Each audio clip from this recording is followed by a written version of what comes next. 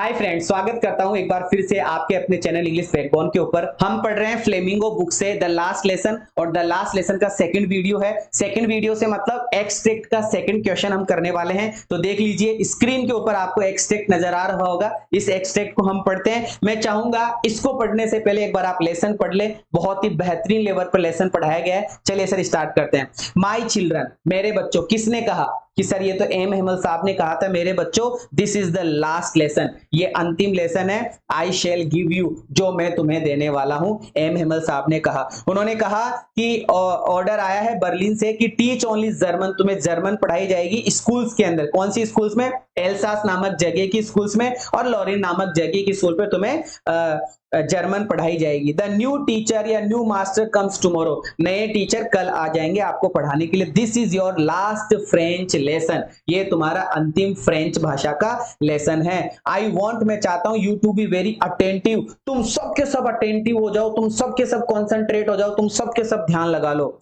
What a thunderclap these words, ये मेरे लिए बिजली कड़कने के समान गुरुजी के शब्द थे। ओ द रेचिज, बेचारे गुरुजी हैं।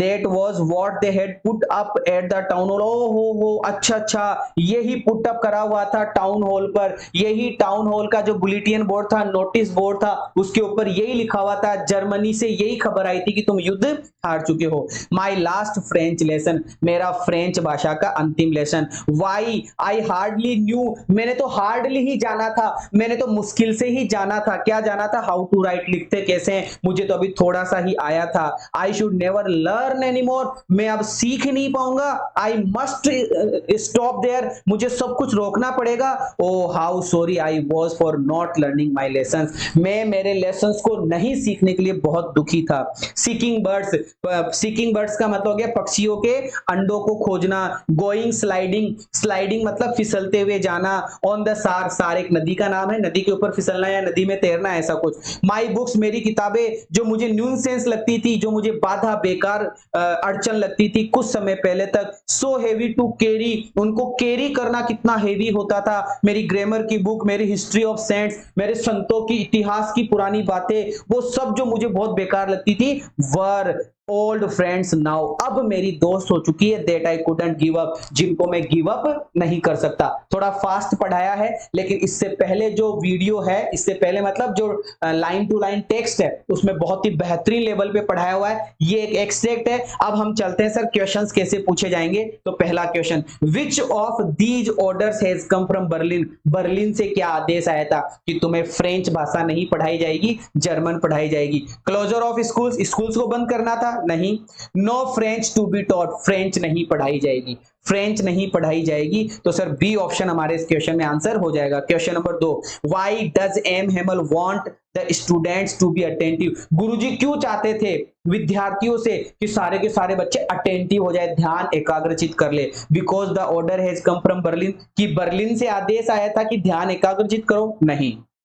Because it is last French lesson, क्योंकि गुरुजी का ये लास्ट फ्रेंच लेसन था, क्योंकि गुरुजी का ये है लास्ट फ्रेंच लेसन था। Because he is about to tell important questions की बात नहीं थी। Because the government officer is not a visit, ये भी बात नहीं थी। तो सर बी ऑप्शन हमारे इस क्वेश्चन में आंसर हो जाएगा। Question number 3, which of these seemed old friend, कौन सी चीज उसको ओल्ड फ्रेंड्स लगने लगी? तो किताबें लगने लगी।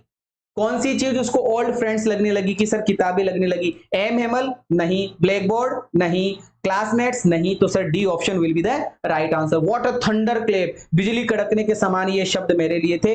विच ऑफ दीज एक्सप्रेस, ये जो वर्ड आया है, ये जो लाइन आई है, क्या एक्सप्रेस करती है, क्या मीनिंग है? Underline the word in the above line, ऊपर वाली लाइन में इसका मीनिंग क्या है? लाउड एंड क्लियर है, स्टार्टलिंग एंड अनएक्सपेक्टेड है, प्लीजेंट और वेलकम है, या एनकरेजिंग या फुल ऑफ जील है? क्या एनकरेजिंग था, उसको बड़ी खुशी हुई थी? नहीं। प्लीजेंट और वेलकम था, सुहावना था, बढ़िया था? नहीं। लाउड एंड क्लियर थी? नहीं। सर स्टार्टलिंग एंड अनएक्सपेक्टेड, चौंकाने वाला और अप्रत्याशित, चौंकाने वाला और अप्रत्याशितता। स्टार्टलिंग एंड अनएक्सपेक्टेड ये शब्द उसके लिए कैसे थे? Unexpected, startling and